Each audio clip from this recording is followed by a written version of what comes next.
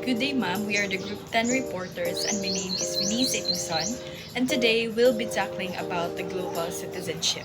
So the concept of global citizenship revolves around the idea that we are all members of a single global community. So first, let's define what is citizenship. So citizenship is associated with rights and obligations. For instance, the right to vote and obligation to pay taxes.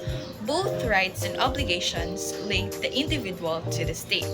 It also has to do with our attitudes. We need to be willing to engage and to spend time and effort to the community in which we feel part of. Community has traditionally been regarded as something very local.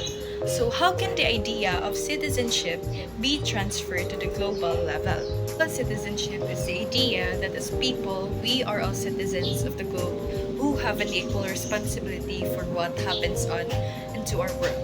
Global citizenship is a moral compass that helps individuals understand their responsibilities in both local and global communities. It encourages empathy, respect, and action for a better world, reminding us for our interconnectedness and the need for cooperation across borders and to tackle shared challenges and promote equality and sustainability. An example of global citizenship could be a group of students organizing a fundraiser in their local community to support education initiatives in a developing country. By raising awareness about the importance of education globally and taking concrete action to support it, these students demonstrate a sense of responsibility beyond their immediate surroundings.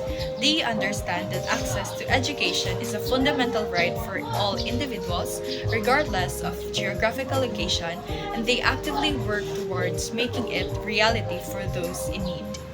So now let's proceed to the global citizenship responsibilities. So the first one is that responsibility to understand one's own perspective and the perspective of others on global issues. So taking responsibility to understand both our own perspective and those of others on global issues is crucial for building understanding, especially in a country with diverse cultures, languages, and experiences. When it comes to international relations or global trade, understanding different viewpoints helps us negotiate better deals and advocate for policies that benefit the Philippines while respecting the interest of other nations. So ultimately, by embracing diverse perspectives, we can work toward solutions that address the complex challenges facing the Philippines and the world towards us. 2. Responsibility to respect the principles of cultural diversity. Taking responsibility to respect the principles of cultural diversity means valuing and honoring the unique beliefs, traditions, and cultures. In the Philippines, with its rich tapestry of indigenous peoples and the regional languages, this responsibility is important. It involves acknowledging that every culture has its own beauty and worth, as it encourages mutual understanding and appreciation across ethnic groups and communities. By upholding cultural diversity, individuals in the Philippines contribute the preservation of heritage and the promotion of inclusivity, ensuring that all voices are heard, respected, and the national narrative.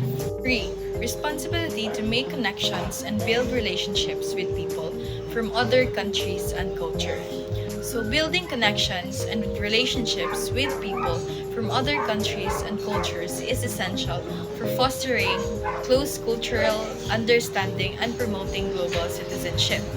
Examples include international students and exchange programs where students engage in cultural activities and form meaningful relationships, and international business and partnerships where individuals demonstrate cultural sensitivity to foster effective collaboration and cooperation.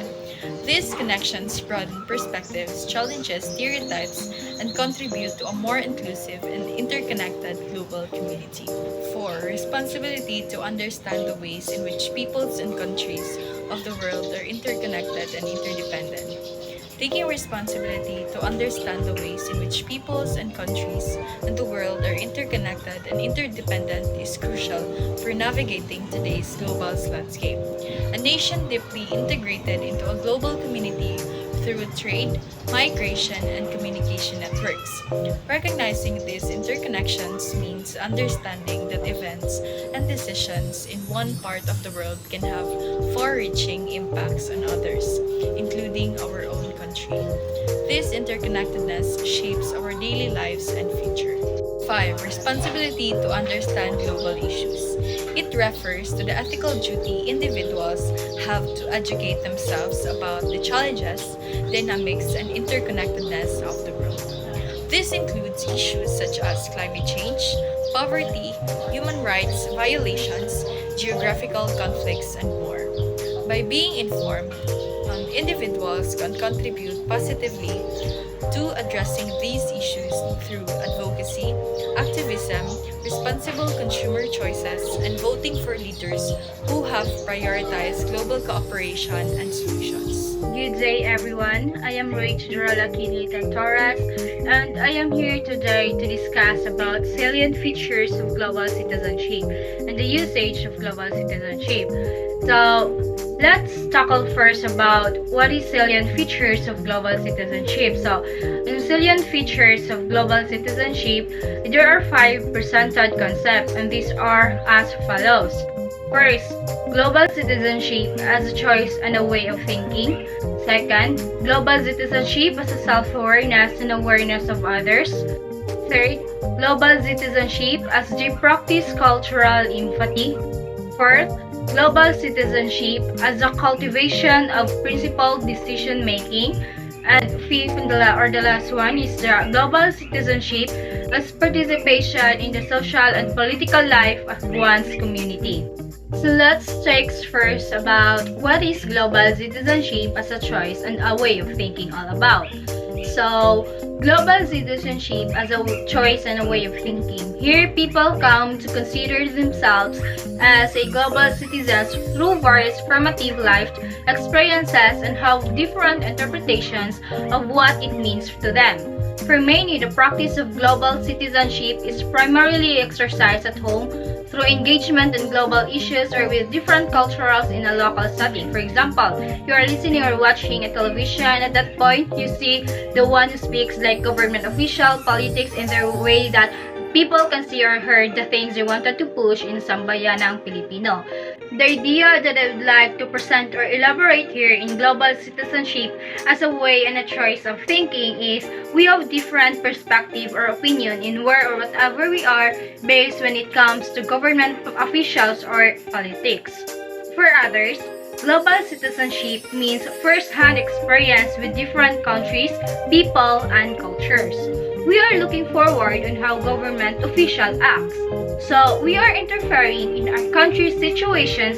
In that way, politics are presented for the welfare of our country.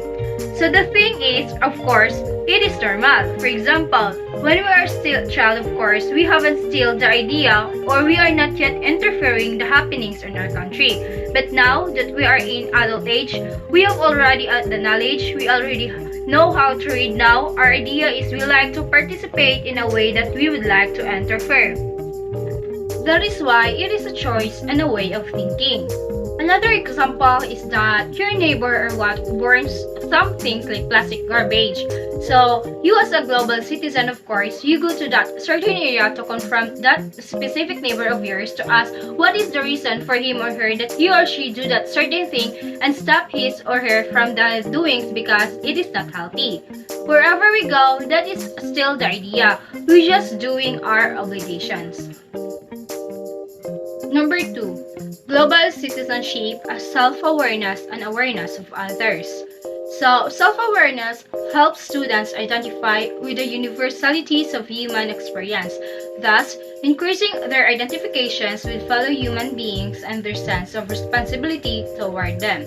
Yes, we have that awareness. For example, through media or social media, you learn the current situations in our country particularly. Here, in number 2, now that we became aware of the situations are rule because what we saw in social media, okay? So the idea here is we are now aware of other people. So they've became aware of the rules as a citizen of this country.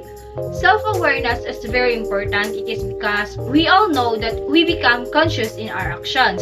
It's what we observe some individuals or lack of consciousness or self-awareness in which they didn't know what are their doings, because if we didn't know what is our doings, more or likely, the idea is you will step on someone or may matatapakan yung tao or something like that if we are going to relate this one in our own life. So, not just an awareness for ourselves, but also the awareness of others or for others. 3. Global citizenship is the practice cultural empathy. So, cultural empathy or intercultural competence is commonly articulated as a goal in global education. So, intercultural competence occupies a central position in higher education, thinking about global citizenship, and is seen as an important skill in the workplace. So, it's just like that cultural citizenship, as they practice cultural empathy, is interconnected to self-awareness. We are talking about global citizenship. That is why what we see here, global citizenship as they practice cultural empathy. So we already have the cultural empathy after we have the idea or of being self-aware. So this is the next, which is cultural empathy. In here, we understand first what is cultures of others individuals. We have that so-called immersion. So immersion, for example, is if there were a chance that we are in other cultures or other countries, but just like if we didn't follow the idea here, it's like we did not respect in their cultures or the things they have. That is why cultural empathy enters, which is connected in global citizenship. Number 4, global citizenship as a cultivation of principled decision making. So, global citizenship entails an awareness of the interdependence of individuals and systems, as well as a sense of responsibility that follows from it. Although the goal of undergraduate education should not be to impose a correct set of answers, critical thinking, cultural empathy, and ethical systems and choices are an essential foundations to principled decision making. So this view presented that it is not just what you have learned in the things you've learned in school, in the four corners of classroom. For example, for example, let us relate this one in a real life. That is why it is being put here the words to impose a correct set of answers. Of course, in exams, all the answers is based on a correct answer. So if it's wrong, then wrong, something like that. But we are talking here about global citizenship, in where you cannot see it in the four corners of the classroom. For example, in math subject or technical subject, something like that you can even think what is the purpose of it or what is the purpose of studying of it, but all of those studies, but you realize that all of those studies is not just for only things like solving a what, but all of those are critical thinking which can help you to decide properly in different situations in your life. So here, critical thinking is present now. Next is the cultural empathy and ethical systems. Alright, in that way we can think if why we study the general education subject. For example, art appreciation subject. Here, cultural empathy is presented or present. It is because for you to appreciate the different views with regards to how artwork is made. Aside from that, in contemporary world, which is the subject that we are taking in this semester, cultural empathy is also viewed here. Why? It is because we have our own different views.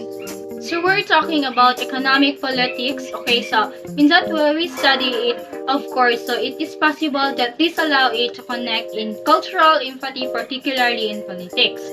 I just relate it to other things for us to better or further understand. So number 5, global citizenship as participations in the social and political life of one's community. So these are various types of communities that range from local to global and from religious to political group. Global citizens feel a sense of connections towards their communities and translate these connections to participate. The idea here is that we cannot say that we are connected in one's organizations if we are not participating. So, but this happened, for example, in schools. So you have a groups or group mates, and eventually your groups didn't participate even though you are in one's group, but there is no what we call participations, or like they didn't help. So no participations at all. Okay, so other example is that you are or we are interfering in the country's situations, especially in socially and politically situations, and that is urban. You are required to participate for you to be called as one of the community. Let's move forward. Let's move forward to the usage of global citizenship. So, global citizenship is used in education. This is used to describe a world view of our set of values towards which education is oriented. It is used in education, philosophy, physiological studies, and human rights in support of global government. So let's take first the first usage of global citizenship, which is the Global Citizenship Education, or the GCED, or this is the most used in education. So global citizenship education is most in education. It is because within the educational systems, the concept global citizenship education, or the GCED, it explains that there is the beginning to supersede or overact movements such as multicultural education, peace education, human rights education for sustainable development, and international education. So global citizenship education rapidly incorporates references to the aforementioned of movement, and the concept of global citizenship has been linked with awards of over helping humanity. And the teachers here are given the responsibility of being a social change agent. According to Audrey Osler, the director of the Center of Citizenship and Human Rights Education, that education for living together in an interdependent world is not an optional extra but an essential foundation. So with the global citizenship education, beginning attentions or begin to attend colors or investigating the field, developing perspectives that follows are a few of common perspective. So, the field on developing perspective are as follows. First, critical and transformative perspective. Second, world-mindedness. And third is the holistic understanding. So, in critical and transformative perspective, here we're going to be being a member with the rights and responsibilities on, and of course, the studies. It requires to all students to be politically critical and personally transformative. So why we should be a member with rights and responsibilities? It is because as an individual we should know what are our limitations and responsibilities being an individual for us to become a law-abiding citizen. And it is required that students are to be politically and critically and personally transformative. It is because students are into thinking, feeling, and doing the rights and responsibilities. It also encourages active involvement. So second is the world-mindedness. So here, Graham Pike and David Selby viewed global citizenship education as having two strands, and these are the world-mindedness and the child-centeredness. So in the world-mindedness, this refers to understanding the world as one unified system and responsibility to view the interests of individual nations with the overall needs of the planet in mind. The example of this is the statement that our country should have the right to prohibit certain racial and religious groups from entering beliefs. And in child-centeredness, it is a pedagogical approach that encourages students to explore and discover on their own and addresses each learner as an individual with inimitable beliefs, experience, and talents. So the third field and development perspective is the holistic understanding. So this perspective follows a curriculum that attends to human values and beliefs, global system, issues, history, cross-cultural understanding, and development of analytical and evaluative skills. So let's take in the second usage of global citizenship. In the global citizenship is used in philosophy. So global citizenship in philosophy, or in philosophy global citizenship, used to emphasize the idea that individuals have moral duty to contribute to the well-being of the global community. It promotes the belief that we are all interconnected and share a common humanity regardless of our national boundaries. It also encourages individuals to think beyond their own interests and consider that the impact of their actions in the global scale.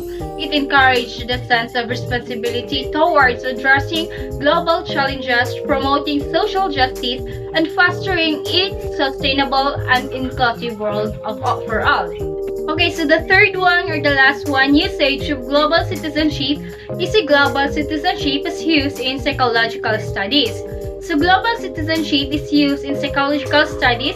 This involves having an awareness of global issues, empathy towards people from diverse backgrounds, and willingness to take actions to promote positive change on a global scale. So studies of physiological roots or global citizenship have found that persons that is high in global citizenship are also high in personality traits of openness to experience and availableness from the big five personality traits and a high emphasis along.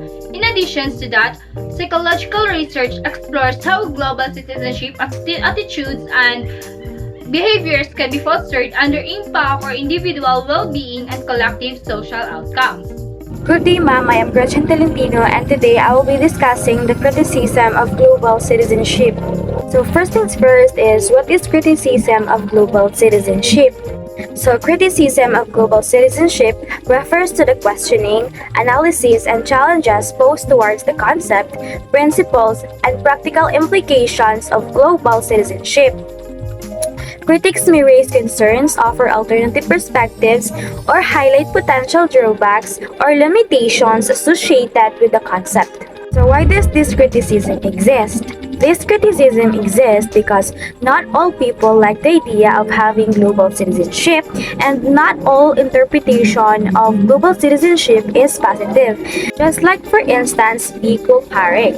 He advocates what he calls globally oriented citizenship and states that if global citizenship means being a citizen of the world, it is neither practicable nor desirable. This means that if global citizenship means considering oneself a citizen of the whole world, it is not impossible or something people would want. It suggests that it is difficult to practically implement and may not be desirable for individuals to prioritize a global identity over their national or local identities. Pico Parek also argues that global citizenship, defined as an actual membership of a type of worldwide government system, is impractical and dislocated from one's immediate community. He also notes that such a world state would inevitably be remote, bureaucratic, oppressive, and culturally bland. So, this means in simpler terms that his argument is that the idea of global citizenship, where individuals are part of a global government system, is not practical and disconnected from their local communities. It suggests that expecting people to prioritize global citizenship over their immediate community is unrealistic and may not align with the practical realities of governance and human relationships. But despite the criticism of Biko Parek, Parek also presents his alternative option statement, says that since the conditions of our life of our fellow human beings in distant parts of the world should be a matter of deep moral and political concern to us, our citizenship has an inescapable global dimension, and we should aim to become what he might call a globally oriented citizen. So, in simple terms, this statement of him means that because the well-being of people in other parts of the world should matter to us, our sense of citizenship should extend beyond our immediate community. It suggests that we should strive to become globally oriented citizens who are morally and politically concerned about the conditions of life for all human beings worldwide. His statement emphasizes the importance of recognizing our interconnectedness and taking responsibility for the welfare of others beyond national or local boundaries. So, in simpler terms, Parek's concept of globally oriented citizenship involves two main aspects. First is it entails identifying and nurturing connections to one's political, regional community, whether it is in its current state or an improved version. This means recognizing the importance of local and regional identities and working towards their betterment. Second is it involves acknowledging and fulfilling obligations towards people in other parts of the world. This means understanding that we have responsibilities beyond our immediate community and taking action to address global issues and promote the well-being of all individuals worldwide. Parek's concept emphasizes the balance between local and global perspectives in citizenship. Next is we proceed to Michael Byers. Michael Byers is a professor in political science at the University of British Columbia. So, Michael Byers questioned the assumption that there is one definition of global citizenship and unpacks aspects of potential definitions. So, the main idea behind Michael Byers' perspective on global citizenship is that there is no definition for it. He believes that global citizenship should be understood through various aspects and unpacked definitions. Byers also acknowledges the existence of those stateless individuals who should be the primary focus of global citizenship as they lack basic freedoms and rights. He does not oppose the concept of global citizenship, but he criticizes interpretations that may support a dominant capitalist economic system. Byers recognizes the power of the term global citizenship to provoke action and encourages redefining it based on positive ideals. Overall, his viewpoint emphasizes the need for a nuanced understanding of global citizenship and its applications. Next is we also have Maurice. Governor Maurice, a delegate to the Constitutional Convention in the United States in 1787, criticized the idea of citizens of the world. He expressed distrust towards individuals who identify themselves as such and argued that those who detach themselves from their own country could not truly love any other. Morris believed that the attachments to one's own country were necessary for the functioning of governments as they provided a sense of loyalty and upheld the interest of the nation. He warned against allowing individuals from other countries to hold positions of power, as he believed they would prioritize the interests of their own country over the country they were serving. And lastly, we're going to tackle about the global citizenship rights. The rights of global citizens are embedded in the Universal Declaration of Human Rights, first drafted in 1948 after the World War II. So what are those rights that are embedded in the Universal Declaration? This includes civil and political rights, like the right to life, liberty, free speech, and privacy. It also includes economic, social, and cultural rights, like the right to social security, health, and education. The core nature of the Universal Declaration, grounded in individual liberty, equality, and equity, has remained constant. However, the ways in human rights are applied change over time. There are changes na. So, with changes at the core, the political, economic, and social fabric of society. Also, new rights that were not on the 1948 Human Rights Agenda have emerged. For example, are the digital access rights, LGBTQ rights, and environmental rights. Some people also cite the emergence of new rights in changing political systems as calling for the need for an updated Universal Declaration of Human Rights. And that is all my report, ma'am. Thank you and God bless. Good morning, everyone, especially to you, ma'am. So, I am David D. Irin. So, this is the continuation of report of Group 10. So, my topic is all about three approaches to global economic resistance. So, first is the trade protectionism. So, it involves the systematic government intervention in foreign trade through tariffs and non-tariff barriers in order to encourage domestic producer and deter that foreign competitors. So,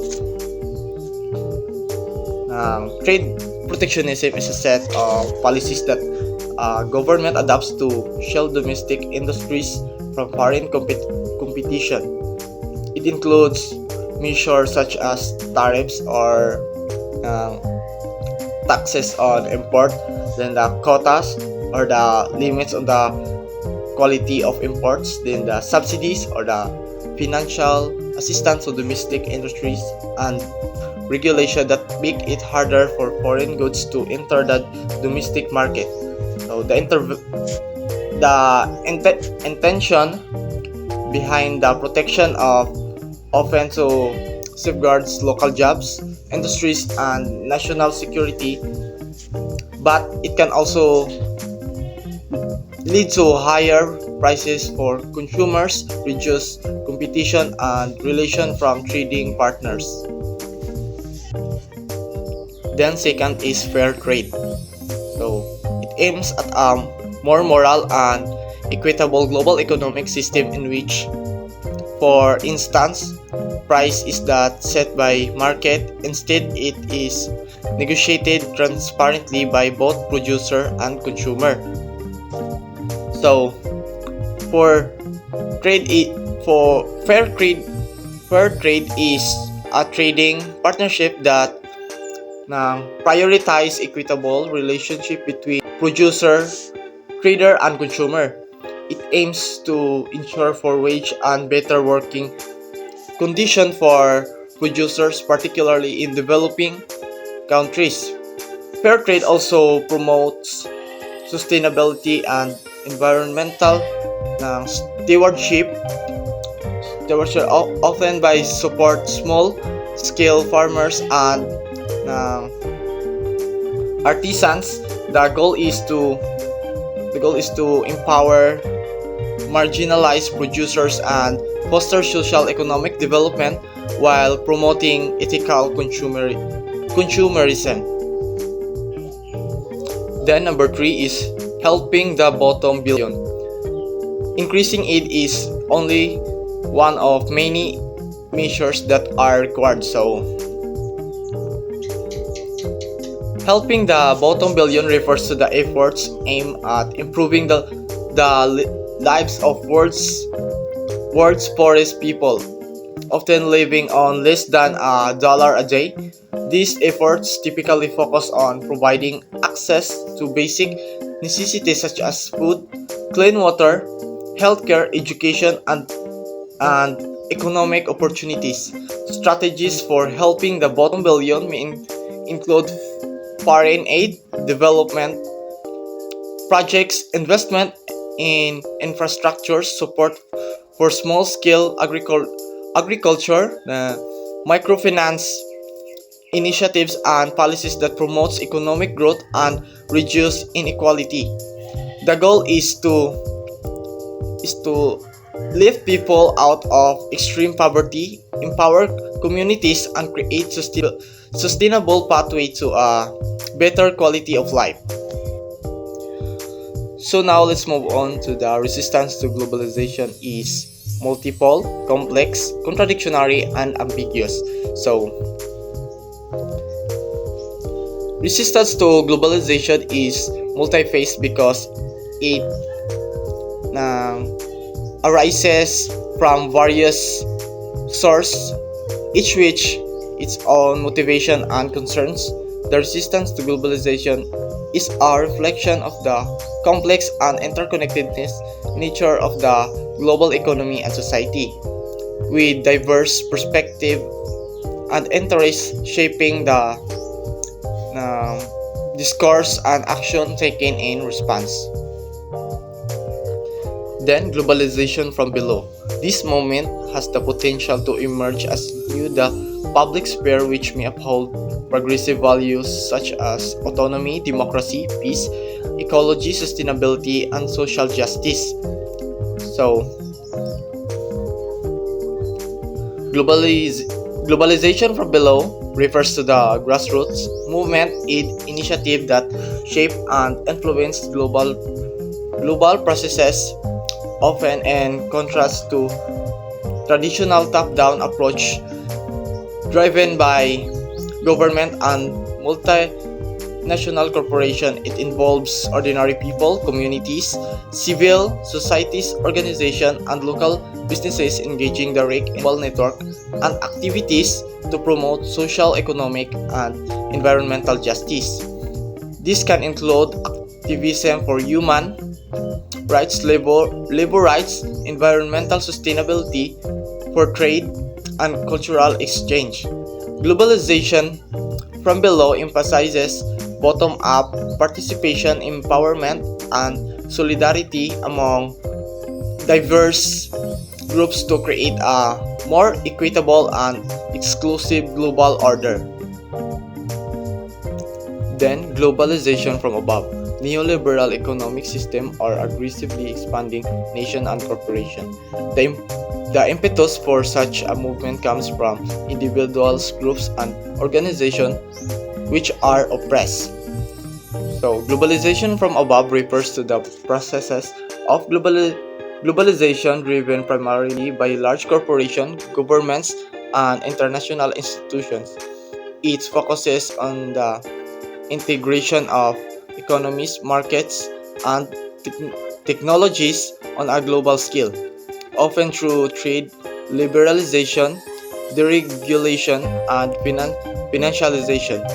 Globalization from above is characterized by increasing influence of multinational corporations, the dominance of Western economic and cultural norms, and the expansion of global supply chains. While it has led to increased economic growth and interconnectedness, critics argue that it has the exacerbated inequality, environment degradation, and erosion of local cultures and communities. So that is my report. So the next report is by Mr. Ibanez. Thank you. Good day, Ma'am Chris Anna Matiaga, and today I will be reporting about global citizenship and global economy. Global citizenship refers to the idea of identifying oneself as a member of the global community rather than being solely attached to a particular nation or culture.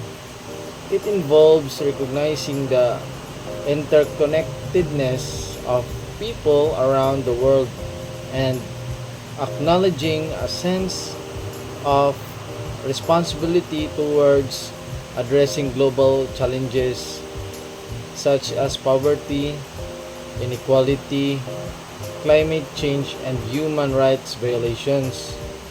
On the other hand, global economy refers to interconnected network of economic activities such as trade, finance, and production that transcend national borders. Global citizenship and global economy are interconnected concepts that influence each other's various ways. Interconnectedness. Global citizenship recognizes interconnected nature of the world where economic activities in one part of the globe have ripple effects across the border.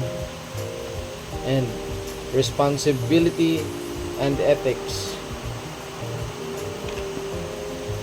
Global citizenship emphasizes the responsibility that individuals and business have towards the global community.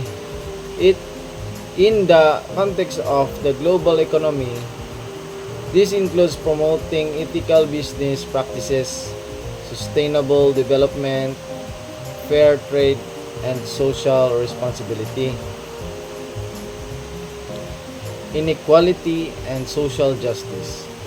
Global citizenship advocates for addressing economic inequality and promoting social justice on a global scale.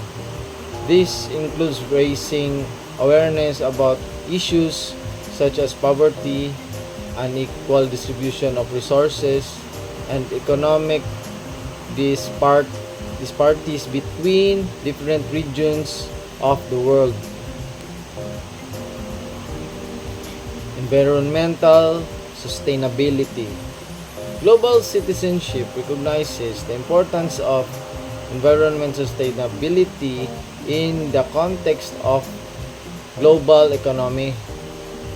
Addressing environmental challenges such as climate change, resource depletion, and pollution required collective action and cooperation on global scale.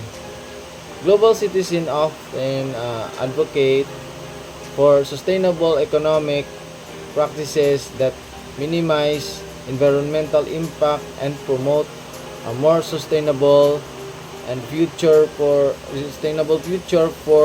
the planet. And lastly, advocacy and activism. Global citizen plays a role in advocating for changes in the global economy that align with principles of fairness, justice, and sustainability. This can involve supporting initiatives such as ethical investing, responsible consumption, corporate corporate social responsibility, and fair trade practices. And then let's move on to global decision making and global decision making refers to the process of making choices and taking actions that affect the international community as a whole or multiple countries. Given the interconnected nature of our world today, many issues and challenges transcend national boundaries and require collective decision making and cooperation at the global level.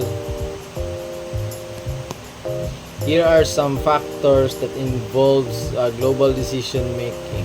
First, multilateralism. Global decision making often involves multilateralism approaches where countries come together to discuss and address common issues or challenges. International organizations such as the United Nations and World Trade Organization, World Bank, and International Monetary Fund plays crucial roles in facilitating global decision-making processes. And second, global governance.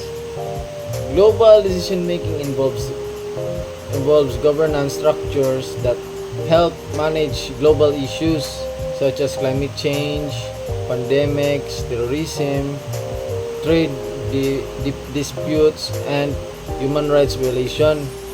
These structures provide a framework for countries to negotiate agreements, set standards, and coordinate action to address shared challenges.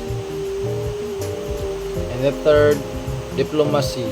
Diplomacy plays a key role in global decision making by enabling countries to engage in dialogue, negotiate agreements, and resolve conflicts peacefully.